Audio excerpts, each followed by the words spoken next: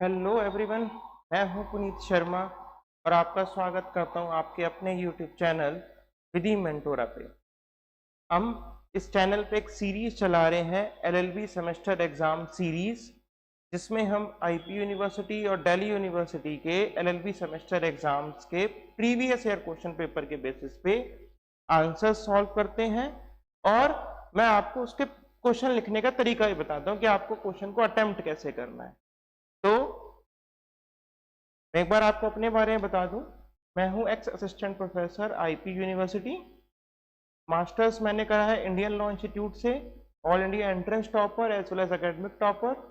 फिर 2 साल में 6 मेंस और 2 स्टेट के 3 इंटरव्यूज अपेयर करे हैं।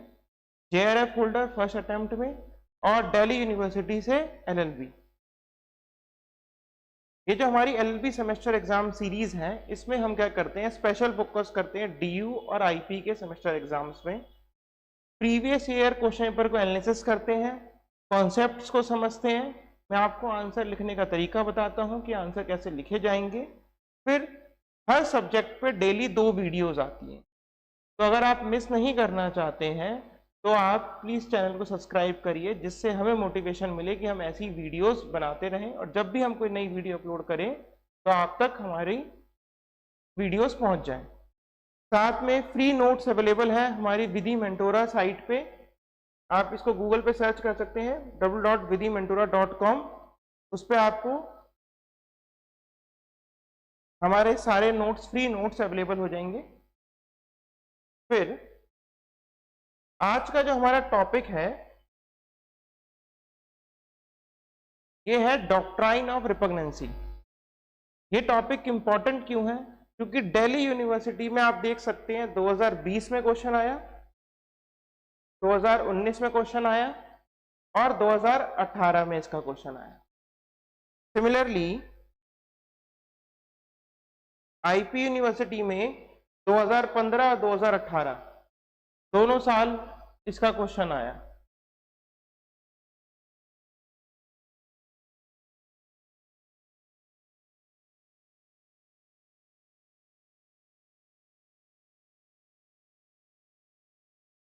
अब देखिए इस क्वेश्चन को पूछा क्या जाता है। जितना मैंने एनालिसिस करा तो उससे समझ आया कि डीयू में इसका लॉन्ग क्वेश्चन आता है हमेशा, डॉक्ट्राइन ऑफ रिपग्नेंसी का आएगा ही आएगा। साथ में प्रैक्टिकल क्वेश्चन आता है, it means situation based question बनता है आपका, और साथ में आपको डॉक्ट्राइन ऑफ रिपग्नेंसी एक्सप्लेन करना होता है। आईपी यूनिवर्सिटी बड़ा सिंपल है, लॉन्ग क्वेश्चन आता है या शॉर्ट नोट आता है, बहुत सिंपल फॉर्मेट में आता है कि डॉक्ट्राइन ऑफ रिपग्नेंसी बताइए with case law. Practical question नहीं बनाते, सिंपल क्वेश्चन बनता है। अब डॉक्ट्राइन ऑफ रिपग्नेंसी को समझने से पहले हमें यह समझना चाहिए कि देखिए हमारे पास 12 स्केड्यूल हैं कॉन्स्टिट्यूशन ऑफ इंडिया में। उन 12 स्केड्यूल में से एक स्केड्यूल है स्केड्यूल 7। स्केड्यूल 7 स्केड्यूल में हमारे पास 3 लिस्ट दे रखी हैं, लिस्ट 1, लिस्ट 2, लिस्ट 3। लिस्ट 1 है यूनियन लिस्ट, लिस्ट 2 है स्टेट लिस्ट और लास्ट लिस्ट है कंकरेंट लिस्ट।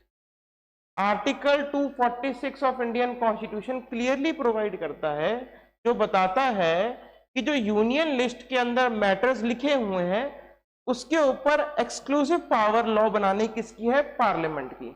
मतलब यूनियन लिस्ट में जो सब्जेक्ट्स लिए गए हैं उन पे लॉ बनाएगा पार्लियामेंट। स्टेट लिस्ट में जो सब्जेक्ट दिए गए हैं उन पे लॉ बनाएगा स्टेट लेजिस्लेचर, और कंकरेंट लिस्ट में जो सब्जेक्ट दिए गए हैं उन पे लॉ पार्लियामेंट भी बना सकता है और स्टेट लेजिस्लेचर भी बना सकता है। तो देखो यूनियन लिस्ट में तो प्रॉब्लम ही नहीं है, उसमें पता है कि सोल पावर लॉ बनाने किसके पास है? पार्लियामेंट के पास। स्टेट लिस्ट में भी सेम है, सोल पावर किसके पास है लॉ बनाने की? स्टेट गवर्नमेंट के पास, स्टेट लेजिस्लेचर के पास। लेकिन कंकरेंट लिस्ट में जो सब्जेक्ट्स आते हैं वो ऐसे सब्जेक्ट्स हैं जिनके ऊपर दोनों लॉज बना सकते हैं, पार्लियामेंट भी बना सकता है और स्टेट भी बना सकता है। यही कॉन्फ्लिक्ट का बेसिस है। यहीं से आप जब घर में किसी एक काम के लिए दो लोग, एक काम घर में, मान लो एग्जाम्पल समझ लो, घर में एक काम बोला गया है और दो लड़के हैं और वो दोनों जो है उस काम करने के लिए कैपेबल हैं। तो पापा ने, उसके फादर ने क्या बोला कि चलो दोनों ही काम को कर दो। अब एक ने करा, साथ में दूसरे ने भी करा। अब बात आई क्रेडिट कौन लेके जाएगा, पहला भाई या दूसरा भाई। तो सिमिलर सिचुएशन यहां पे बनती है। सेम पॉइंट के ऊपर दोनों लॉ बना सकते हैं, स्टेट भी बना सकता है, सेंटर ही बना सकता है। मान लीजिए उस पॉइंट के ऊपर दोनों ने लॉ बना दिया, तो चलेगी किसकी, लॉ किसका फॉलो होगा, सेंटर का लॉ फॉलो होगा या स्टेट का लॉ फॉलो होगा। अब यही डिस्प्यूट का बेसिस है, ओरिजिन है। इस डिस्प्यूट को सॉल्व करने के लिए कंकरेंट लिस्ट के मैटर्स पर जो डिस्प्यूट अराइज होते हैं उसको सॉल्व करने के लिए इस्तेमाल होता है डॉक्ट्राइन ऑफ रिपग्नेंसी। अब इसको मैं थोड़ा और ढंग से समझाऊं तो आप ये समझिए, हम क्या पढ़ रहे हैं, डॉक्ट्राइन ऑफ रिपग्नेंसी। रिपग्नेंसी का मतलब होता है इनकंसिस्टेंसी, इनकंसिस्टेंसी या contrary to something. Repugnancy means something which is inconsistent, something which is contrary, या conflict है। तो conflict किसके बीच में है, conflict है, inconsistency है स्टेट के लॉ के बीच में और पार्लियामेंट के लॉ के बीच में, ठीक है। लेकिन ये इनकंसिस्टेंसी और conflict अराइज कैसे हुआ, अराइज हुआ कि कंकरेंट लिस्ट में जो मैटर्स हैं उसके ऊपर लॉ पार्लियामेंट भी बना सकती है और स्टेट लेजिस्लेचर भी बना सकती है। और यही हो गया कि कंकरेंट लिस्ट के किसी एक पॉइंट को लेके दोनों ने लॉ बना दिया, पार्लियामेंट ने ही बना दिया और स्टेट ने ही बना दिया। और दोनों लॉ में इनकंसिस्टेंसी है, कॉन्ट्ररी ओपिनियन है। मतलब पार्लियामेंट का कोई लॉ, पार्लियामेंट का लॉ कहता है, सपोज कर लो कि आपको कुछ काम करना है, you have to do something, लेकिन स्टेट लेजिस्लेचर कह रहा है आपने वो काम नहीं करना है, you do not have to do that thing, आपको वो चीज करनी नहीं है। अब बात आई कि एज अ जनरल पब्लिक मैं किसके लॉ को फॉलो करूं, पार्लियामेंट के लॉ की बात मानूं जो कहता है कि आपको काम करना है, स्टेट लेजिस्लेचर कह रहा है कि नहीं करना है, तो मैं किसको फॉलो करूं। तो जब भी ऐसी सिचुएशन अराइज होती है कि एक कंकरेंट लिस्ट के किसी मैटर को लेके स्टेट ने भी लॉ बनाया है और पार्लियामेंट ने भी लॉ बना दिया है और दोनों का अलग अलग ओपिनियन है, कॉन्ट्ररी बातें हैं, तो किसकी बात प्रिवेल होगी, मानी किसकी बात जाएगी।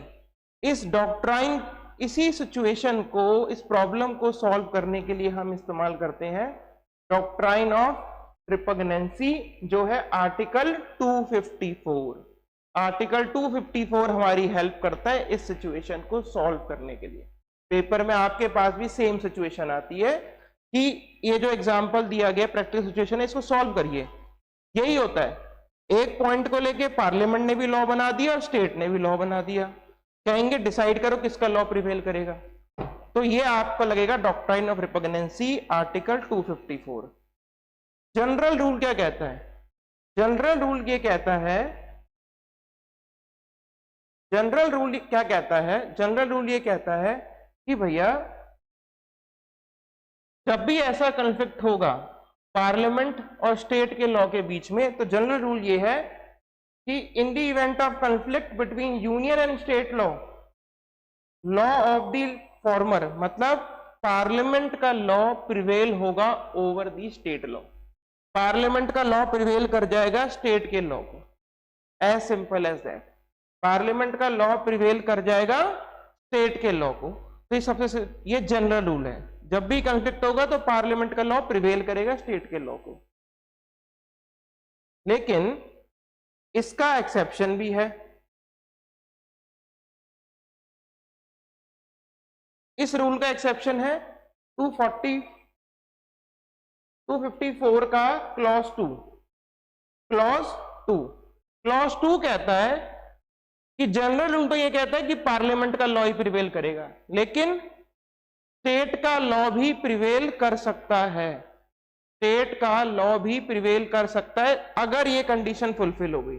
कंडीशन क्या कि स्टेट ने अपने लॉ को प्रेसिडेंट के पास, स्टेट ने अपने लॉ को प्रेसिडेंट के पास कंसेंट के लिए भेज रखा है और वहां से प्रेसिडेंट की कंसेंट स्टेट के लॉ को मिल गई है। अगर ये कंडीशन फुलफिल हो गई तो अब स्टेट का लॉ ही प्रिवेल करेगा, लेकिन उसी स्टेट में। क्लॉज 2 के लिए एक्सेप्शन रूल को अप्लाई करने के क्या प्रैक्टिकल कंडीशंस होनी चाहिए कि पहले यूनियन का लॉ होना चाहिए, यूनियन के लॉ के बाद स्टेट ने अपना लॉ बनाया है सेम पॉइंट को लेके कंकरेंट लिस्ट के, और स्टेट ने अपना जो लॉ था वो प्रेसिडेंट को भेजा है असेंट के लिए और वहां से उसको असेंट मिल गई है। अगर ये तीनों कंडीशन फुलफिल तो अब स्टेट का लॉ प्रिवेल करेगा एज कंपेयर टू पार्लियामेंट का लॉ। ये एक्सेप्शन रूल है। अब समझिए कि इसकी भी एक एक्सेप्शन है, exception to exception. General rule क्या, पार्लियामेंट का लॉ प्रिवेल करेगा। एक्सेप्शन क्या कि स्टेट का लॉ भी प्रिवेल कर सकता है। एक्सेप्शन टू एक्सेप्शन क्या है कि स्टेट का law, sorry exception to exception क्या है कि पार्लियामेंट का लॉ फिर से प्रिवेल कर जाएगा। कब? 254 क्लॉज 2 का प्रोवाइजो कहता है कि अगर सेम पॉइंट को लेके फिर से पार्लियामेंट ने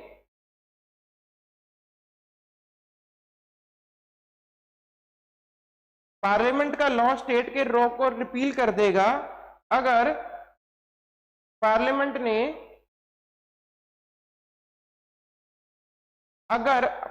ने फिर से उस पॉइंट को लेके एक नया लॉ बना दिया है, मतलब पहले स्टेट का लॉ था, उसके बाद पहले पार्लियामेंट का लॉ था, उसके बाद आया स्टेट का लॉ। स्टेट के लॉ को प्रेसिडेंट से कंसेंट मिल गई तो स्टेट का लॉ प्रिवेल कर गया, लेकिन इसके बाद फिर से पार्लियामेंट ने अपना लॉ बनाया। अब जो पार्लियामेंट ने अपना लॉ बनाया है वो प्रिवेल करेगा इंस्टेड ऑफ स्टेट के लॉ को।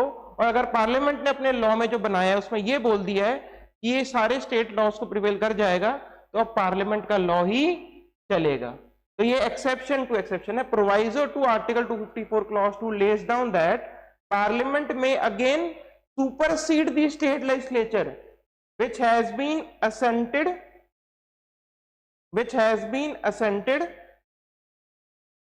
to by the president under clause 2 by making a law on the same matter।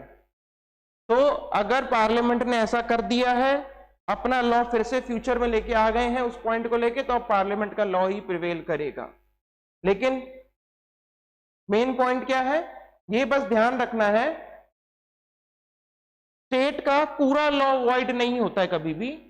अगर कभी पार्लियामेंट और स्टेट के लॉ में कंफ्लिक्ट होता है, इनकंसिस्टेंसी होती है, तो हम कह रहे हैं कि पार्लियामेंट का लॉ प्रिवेल कर जाएगा, स्टेट का लॉ प्रिवेल नहीं करेगा।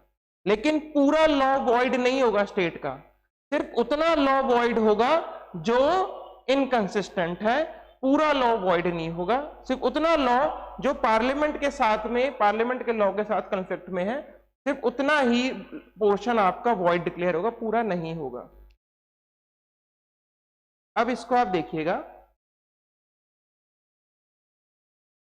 अब एज अ जनरल, जैसे आप मान लीजिए कल को जज बन जाए, आपको डिटरमाइन करना हो कि भाई हम कैसे डिटरमाइन करेंगे कि इस केस में डॉक्ट्राइन ऑफ रिपग्नेंसी लग रहा है नहीं लग रहा, वो टेस्ट क्या होते हैं।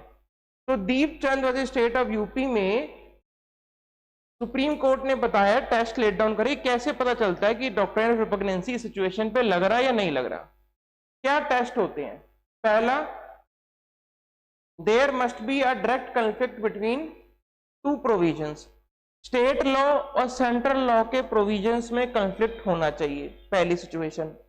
दूसरी सिचुएशन, दोनों का जो लॉ है वो एक ही फील्ड को लेके, मतलब कंकरेंट लिस्ट के किसी एक ही मैटर को लेके बना है। दूसरा, parliament intending to lay down exhaustive code in respect to that subject matter, और पार्लियामेंट की इंटेंशन जो है वो ये है कि हम इस मैटर पे ज्यादा एग्जॉस्टिव और ज्यादा कॉम्प्रिहेंसिव लॉ बनाएं। तो अगर ये आपकी तीन सिचुएशन लगती है तो मतलब आपके केस में डॉक्ट्राइन ऑफ रिपग्नेंसी लग रहा है और जनरली पार्लियामेंट का लॉ ही प्रिवेल का है, पार्लियामेंट का लॉ प्रिवेल करता है। अब आप इसमें देखिए, ये प्रैक्टिकल सिचुएशन डीयू में आती है। वो सेम तरह का क्वेश्चन, थोड़ा फॉर्मेटिंग होती है लेकिन सेम चीज पूछी जाती है। तो मैंने आपको क्या बताया, समराइज कर लीजिए। जनरल रूल क्या है, जब भी कॉन्फ्लिक्ट होगा तो पार्लियामेंट का लॉ प्रिवेल करेगा। एक्सेप्शन क्या है कि अगर उस स्टेट के लॉ ने प्रेसिडेंट से असेंट ले ली है तो अब स्टेट का लॉ प्रिवेल करेगा। एक्सेप्शन टू एक्सेप्शन क्या है कि अगर इवन दो स्टेट के लॉ को प्रेसिडेंट की कंसेंट मिल गई है, उसके कुछ समय के बाद पार्लियामेंट ने सेम पॉइंट को लेके नया लॉ बनाया है, नया लॉ बना दिया है और ये कह दिया कि हमारा लॉ इनके लॉ को सुपरसीड करेगा, तो अब पार्लियामेंट का लॉ ही चलेगा as per the proviso of 254 clause 2। अब देखिए इसमें क्या कह रहे हैं, parliament of Republic of India ने लैंड एक्विजिशन को लेके एक्ट बनाया, जिससे इनडिस्क्रिमिनेट एक्विजिशन ऑफ जो एग्रीकल्चर लैंड था उसको रोकने के लिए। ये पार्लियामेंट का लॉ है। Power to make law on the land acquisition जो है वो स्टेट गवर्नमेंट के पास भी है और यूनियन के पास भी है as compare to concurrent list. assuming that he state in a republic of India enacted a law on acquisition of a land। अब पार्लियामेंट के लॉ के बाद सेम पॉइंट को लेकर, लैंड एक्विजिशन के मैटर को लेकर स्टेट ने भी अपना लॉ बना दिया है और प्रेसिडेंट के कंसेंट के लिए रिजर्व करा था और उनको प्रेसिडेंट का कंसेंट मिल गया। अब बताइए किसका लॉ वैलिड रहेगा? जो स्टेट का लॉ है as per exception to general rule, state का लॉ प्रिवेल कर जाएगा। अभी तक तो आपका आंसर जवाब यही था। अब देखिए, what would be the status of this act if parliament enact a law in 2015। 2014 में स्टेट अपना लॉ लाया, 2015 में पार्लियामेंट अपना फिर से एक और लॉ लेके आया that conflict with earlier state law. तो अब किसका लॉ प्रिवेल करेगा? तो as per the proviso of 254 clause 2 अब पार्लियामेंट का लॉ प्रिवेल करेगा। अगर स्टेट के लॉ बनाने के बाद पार्लियामेंट ने अपना लॉ बना दिया है तो अब पार्लियामेंट का लॉ ही प्रिवेल करेगा। तो आपको फाइनल आंसर ये होगा कि अगर ये सिचुएशन सही है और अगर ऐसा हुआ तो पार्लियामेंट का लॉ प्रिवेल करेगा, स्टेट का नहीं।